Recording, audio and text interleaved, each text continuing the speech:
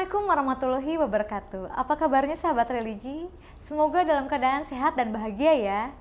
Kali ini kita bertemu dalam program Buka Puasa, bincang urusan keagamaan dengan pesan unik dan santai. Saya Cegita akan menemani sahabat religi untuk berbincang bersama para narasumber, membahas hal dan kejadian yang kita alami sehari-hari. Ya, tentunya pada kesempatan kali ini saya nggak sendirian karena telah hadir menemani saya seorang penulis buku remaja Fikih Gaul dan sekaligus ASN Kementerian Agama. Mari kita kenalkan aja langsung Mas Tobib, apa kabar? Alhamdulillah baik. Oke, Mas Tobib. Kita. Nah, Mas adalah seorang penulis dari buku remaja Fikih Gaul. Nggak cuma ini aja ya Mas ya, banyak sekali ya tulisan-tulisan dari hasil karya Mas ya. Nah Mas, ini kebetulan kita udah baca nih Mas tentang buku Fikih Gaul ini. Ini seru banget ya. Di sini ada pembahasan tentang body shaming dan hate speech. Nanti kita akan bahas lebih lanjut ya Mas ya. Oke. Oke, makasih Mas. Oke. Nah jadi gini loh Mas, kita tuh bingung ya. Kita sempat posting di Instagram 2 hari yang lalu. Nah, begitu kita posting kita lagi selfie, itu ternyata ada orang yang like dan view dan komentar juga. Nah, begitu kita baca kok komentarnya nggak enak ya, para netizen itu. Bayangin dong Mas, kita sampai disebut, Mbak Gita kok hidungnya agak bengkok ya? Bengkok sampai kita cek di kaca, nggak begitu bengkok sih sebetulnya Mas ya. Udah gitu, kita cek lagi komentar di bawahnya, Mbak Gita kayaknya gemukan. Nah, buat kita sih komentar kayak gitu sedikit mengganggu Mas. Nah, apakah itu termasuk body shaming nggak sih? Betul. Jadi body shaming itu adalah mengomentari kekurangan tubuh orang lain. Jadi apa? Ada seseorang yang melihat body orang lain, lalu kemudian lihat fotonya gitu ya.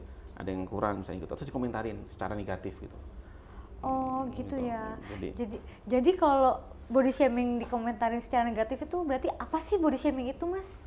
Jadi body shaming adalah tadi saya sampaikan bahwa mengomentari kekurangan body orang lain. Ya, seperti misalnya badannya kurus dibilangin katanya belalang, ya, hidungnya mancung katanya kayak betet gitu ya, kayak burung betet gitu ya. Nah kayak gitu. Nah, tapi sebenarnya sakit banget nggak sih dikatain begitu gitu. Kan kita nggak bisa meminta kepada Tuhan untuk tidak menjadikan seperti itu karena itu kreasi Tuhan. Oh iya. Nah kalau gitu Mas, kita bingung nih ya. Perilaku orang yang mengatakan kita body shaming itu penyakit bukan sih Mas? Nah gini, orang yang melakukan body shaming itu sebenarnya dia dipengaruhi oleh cara dia berpikir. Jadi pertama kali itu adalah sebenarnya negative thinking ya, bermula dari situ. Karena dia berpikir tentang negatif kepada orang lain, lalu kemudian dia muncul pikiran yang buruk, lalu kemudian dia membuat status atau komentar yang buruk. Nah ketika sudah sering melakukan seperti itu, akhirnya menjadi habit, jadi kebiasaan. Nah, kalau sudah seperti itu, akhirnya apa ya? Jadi penyakit hati. Artinya apa? Nggak demen kalau orang lain itu bahagia. Gitu. Oh, jadi bisa aja dia melakukan dengan sesuka hati, atau enggak dia memang pernah menjadi korban ya? Bisa jadi. Oh gitu bisa Mas. jadi. Nah, itu bisa nggak sih Mas disembuhin gitu? Atau kita bisa nggak sih mengatasinya dengan baik untuk menghadapi orang-orang seperti itu Mas? Ya, kalau kita sebagai korban, tentu kita harus memahami bahwa kalau kita memposting di media sosial kita, ya kita harus siap dengan segala komentar dari orang lain. Makanya kalau posting-posting di Instagram kita atau di Facebook atau di media sosial lain, ya kita harus siap untuk tidak baper ya. Biarkan aja orang yang mengatakan apa gitu. Yang penting aku demen kok gitu. Oh, berarti kita terus kuat secara mental ya Mas iya ya? Dong, kita gitu. harus mencintai diri kita sendiri dulu lah ya Mas. Iya, orang lain mau mengatakan apa yang penting aku suka gitu. Yang penting aku bahagia dan aku tetap memberikan semangat. Dengan saya memposting diri saya makin percaya diri tumbuh terus. Gitu ya Mas. Oke Mas, mungkin nggak hanya kita teman-teman di studio di sini, baik teman-teman di luar juga pengen tahu nih Mas, dampak body shaming, dampak pelaku body shaming itu apa sih? Dampaknya. Ya. Nah, kalau orang yang melakukan tentu saja dampaknya ya bagi dirinya karena dia tentu yang pertama ya secara spiritual dia akan mendapatkan dosa lah karena menyakiti saudaranya sendiri kan gitu ya. Kalau orang yang menyakiti saudara sendiri itu kan ibaratnya kita makan daging saudara kita sendiri gitu ya. Ya itu jelas gitu ya. Yang kedua, orang yang sering melakukan body shaming itu biasanya adalah orang yang kurang mensyukuri terhadap apa yang dia miliki. Karena dia tidak selalu berpikir negatif terhadap orang lain.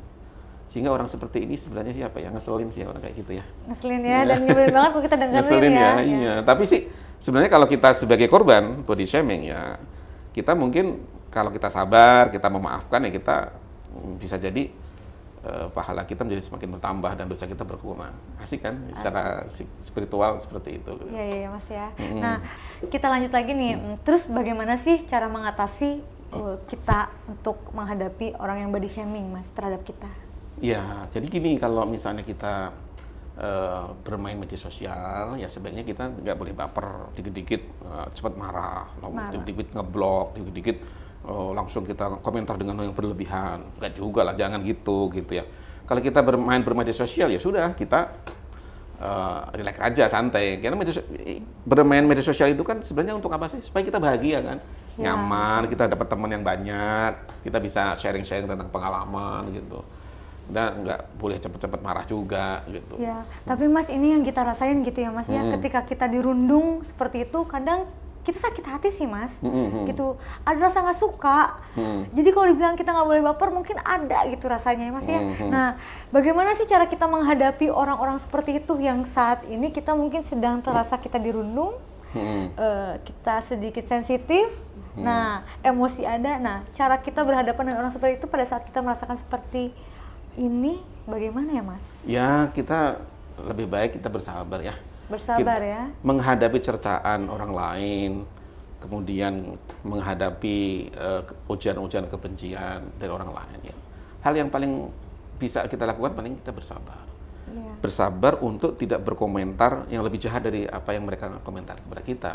Ya. Yang kedua tentu saja kita mengatur ritme psikologi kita supaya kita tidak terpancing untuk melakukan hal-hal yang berlebihan. Misalnya tiba-tiba misalnya kita menyerang dia di di akun media sosialnya dengan kata-kata yang lebih sangar atau begitu kan, jadi kita jadi rugi aja kita bermedia sosial tapi kita justru malah nggak bahagia, kita justru malah sering emosi, marah gitu kan. Iya ya, oke ya. Berarti kalau gitu kita harus berjiwa sabar sesuai dengan kata Mas Tobib. Nah, ini kita juga mau ngasih tahu nih. Kita baca-baca buku Fikih Gaul ini. Ini banyak banget kaitannya dengan body shaming dan hate speech ya Mas. Ini ditulis langsung oleh Mas Tobib. Kira-kira ada kaitannya dengan kajian Islam nggak Mas? Oh ada dong. Jadi gini, orang yang melakukan body shaming sebenarnya orang yang tidak pernah mensyukuri terhadap apa yang Allah berikan kepadanya gitu ya. Karena kan setiap orang itu dibentuk, dicipta oleh Allah sesuai dengan yang Allah kehendaki. Gitu. Kita nggak bisa mengintervensi terhadap apa yang Allah ciptakan gitu. Nah, satu hal yang kita perlu lakukan adalah kita mensyukuri apa yang kita punya, walaupun sedikit, walaupun kecil sedikit ya, sehingga kita tidak boleh mengomentari terhadap kekurangan orang lain gitu. Yeah. Nah, orang yang melakukan body shaming itu sebenarnya dia punya problem psikologis yang serius sebenarnya ya, karena bisa dikata kalau dia mengatakan atau mengata-ngatai orang lain dengan yang buruk itu berarti kan bisa saja dia mengata-ngatai siapa yang menciptakan gitu.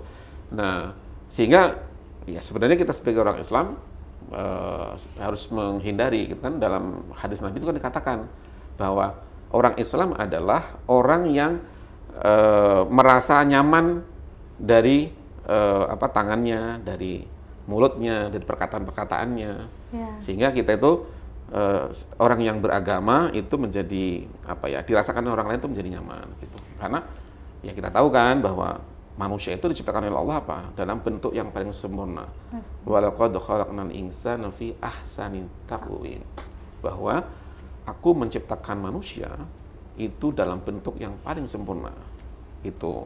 Nah, kalau kita cek ya, kesempurnaan manusia itu bukan hanya sekedar bodinya. Oke lah, kita lihat bodinya. Ya. Bodi manusia itu kan paling sempurna kan dibandingkan dengan ular, dibandingkan buaya. Buaya ya. Apalagi buaya darat. Buaya darat ya. Iya, buaya gitu. Kucing, anjing, kemudian tikus dan lain-lain ya lebih keren kita kan, secara fisik kita keren, lebih punya hidung enak dilihat lah gitu. Indra kita komplit ya Mas ya. Penting. Nah, tangan, kaki. Lebih penting lagi, kesempurnaan manusia atas ciptaan Allah adalah karena manusia diinsert dengan akal dan hati. Dengan akal kita mampu untuk mencapai peradaban yang tinggi. Dengan hati kita bisa merasa, kita bisa saling toleransi, saling merasa, saling mencintai, saling berempati gitu kan, jadi asik tuh antara akal dan hati bisa bersatu menjadi satu kesatuan yang menjadikan kita akhlak yang sempurna. Menjadi orang, menjadi makhluk yang bisa memakmurkan di bumi ini. Ya Mas ya. Jadi sesungguhnya Allah menciptakan kita dengan bentuk yang sebaik-baiknya ya Mas ya. Betul sekali. Jadi kita terus mencintai diri kita, karena dengan mencintai diri kita itu membuat kita lebih kuat. Betul ya Mas ya. Iya. Jadi pernah nggak sih Mas ngalamin hal body shaming? Pernah. Bahkan pada saat saya foto itu dibilangin, ada komentar begini, wah Mas Tobib kayak pendekar. Saya bilang, apa tuh pendekar? Pendek dan kekar. Kan nggak enak saya tuh. Ya sih memang aku pendek sih gitu. Cuman rasanya saya dibilang pendek itu, ya saya kan nggak pernah minta. Pengen jadi, saya kan pengen seperti ya artis yang tinggi, gede, ganteng gitu kan. Kayak Korea K-pop gitu ya Mas ya. Gitu deh gitu ya. Cuman kan aku nggak bisa kayak gitu kan. Memang Allah memberikan saya dengan kapasitas yang seperti ini gitu ya. Tapi ketika dikatakan sebagai mungkin dia bercanda ya. Tapi sih sebenarnya dia menghina juga gitu. Jadi menghina dalam arti ngata-ngatain saya tubuhnya itu misalnya pendek dan kekar atau pendek, tubuhnya gempal dan lain-lain kan jadi nggak enak gitu. Nah, itu yang membuat ya mungkin orang lain juga akan merasakan gitu. Nah, kira-kira Mas pada saat itu yang Mas rasain sedikit rasa sakit hati atau gimana nggak sih? Iya, saya waktu itu berpikir ya sempat sih berpikir nggak enak lah gitu ya. Dikatakan karena kan itu di media sosial kan dilihat oleh banyak orang gitu ya. Dan itu nggak substansial kan. Apa sih mengomentari sesuatu yang sebenarnya nggak perlu gitu kan, soal kekurangan tubuh gitu kan.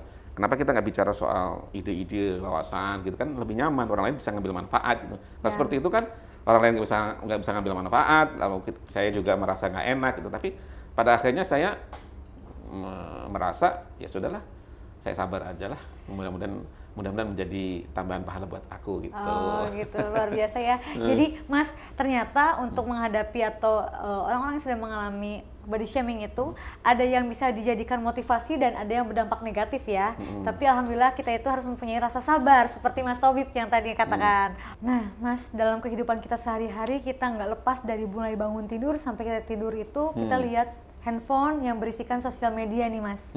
Nah, kita suka lihat tuh, ada aja yang mengomentari kebencian atau misalkan mengumpat dengan kalimat yang betul-betul kasar. Contoh, dia mengeluarkan dari rasnya, dia menyebutkan warna kulit, dia menyebutkan macam-macam lagi. Itu kira-kira termasuk body shaming atau apa ya Mas? Iya, itu termasuk kalau menyangkut body, iya itu berarti body shaming. Cuman memang body shaming itu kategorinya sebagai hate speech karena memang dia dilontarkan dalam dalam konteks dia benci terhadap seseorang. Gitu. Jadi tentu orang yang mengatakan sesuatu yang buruk kepada orang lain itu kan didasarkan pada kebencian.